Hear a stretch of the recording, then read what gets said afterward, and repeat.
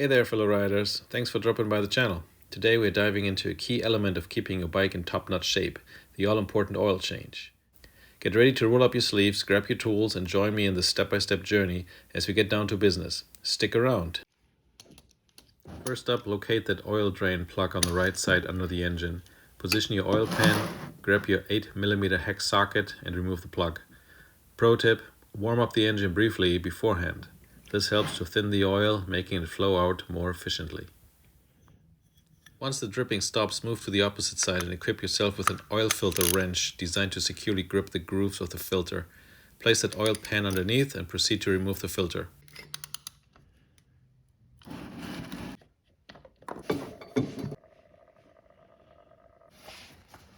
Pro tip, don't forget to snatch that rubber gasket along with it.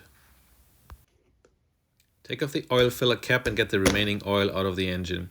You can tilt the bike if you want to get the last drops out as well. Alright folks, we are reaching the home stretch. It's time to reassemble everything and wrap up this oil change session.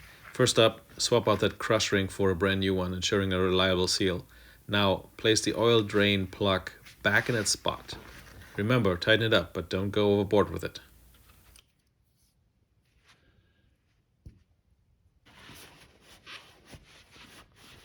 Moving on to the new oil filter. Give that rubber gasket a touch of lubrication.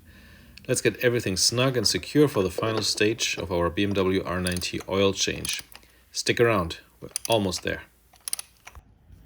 Now it's time to replenish the heart of your BMW with 4 liters of premium motorcycle oil. BMW recommends 15W50 for this job. I'm going with the trusted Liqui Moly brand. The best part, no need for a funnel, and you can pour the entire can without the hassle of measuring. And now for the final step.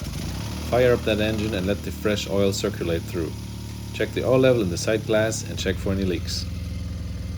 Congratulations, you've successfully carried out an oil change on your beloved bike and managed to keep some extra cash in your pocket by doing it yourself. If you found this guide helpful, don't forget to hit that like button and subscribe for more tips and tutorials.